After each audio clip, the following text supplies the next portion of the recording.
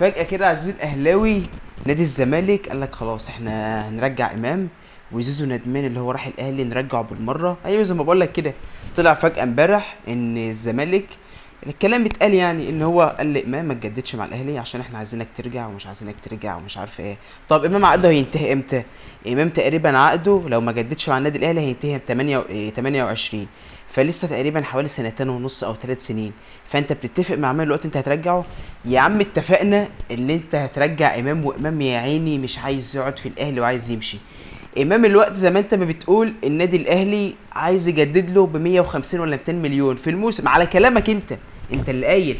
طب امام ساعتها مثلا بعد 3 سنين اكيد ده لو مثلا استمر على هذا المستوى واخد بطولتين 3 افريقيا كمان، فاكيد مثلا هيبقى سعره مثلا على كلامك لو هو الوقت عايز 150 ولا 200 هيبقى عايز 300 مليون او 400 مليون. انت هتدفعهم له؟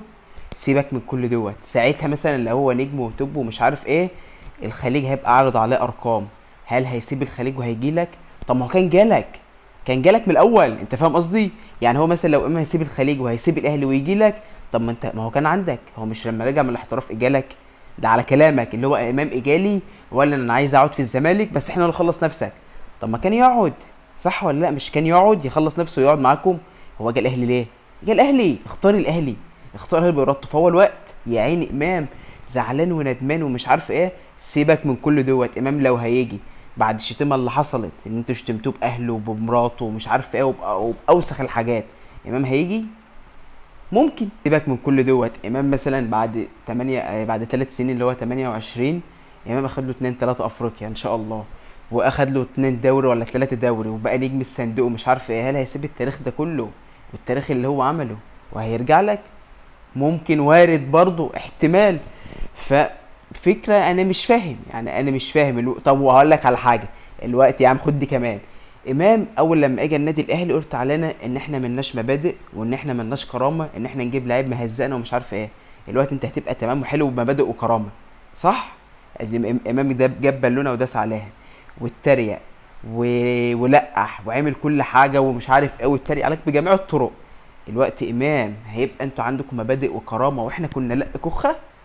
هتقول ساعتها اصل ما كانش عندنا، اصل هو كان معاكم وهو بيعمل كده، انما احنا لما احنا قلنا كده لا ده انتوا نادي ما عندكوش مبادئ وما عندكوش كرامه. مع ان امام كان اعتذر قبل ما يجي الاهلي وقبل ما فكره ان هو يجي الاهلي 3 4 مرات. بس لا انتوا دح احنا كخ، انتوا هي كده.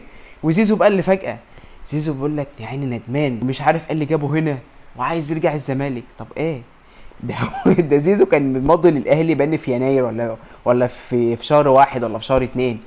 الوقت زيزو بعد ما قعد مثلا يلعب معاك 3 4 5 شهور وهو ماضي للاهلي وخلاص رايح الاهلي وجاب الجون في السيراميكا وهو عامل لكم يو كانت سي مي.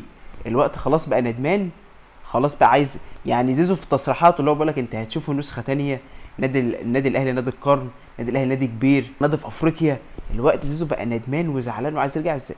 طب ما تعقل الكلام. طب ما هو زيزو كان معاكم برضه، يعني خد دي كمان برضه. زيزو كان معاكم هو التاني، مش كان معاكم؟ وكنت هتجددوا له بان ب 50 ولا 70 ولا 90 مليون دولار جنيه. ما عادش ليه؟ مش هو ندمان اللي هو اجى الاهلي؟ طب ايه؟ يعني انا مش فاهم. يعني انتوا مطلعين التصريحات دي كلها لو القصه دي. انا مش يا عم اقول لك على حاجه.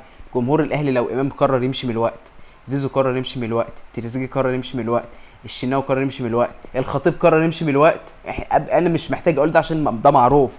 ده معروف. انا مش محتاج اقوله. ولا جمهور الاهلي هيفرق مع اي حاجه. انت عارف هيقول له ايه؟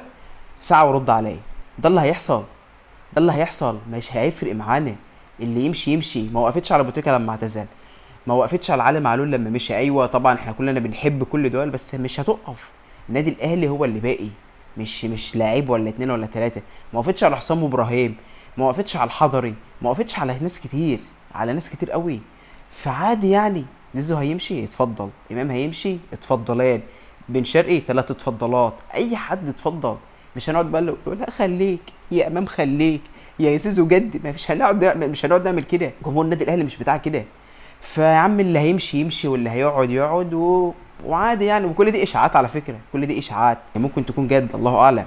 بس عادي، عادي. مشوا قعدوا قشطه يعني ايزي.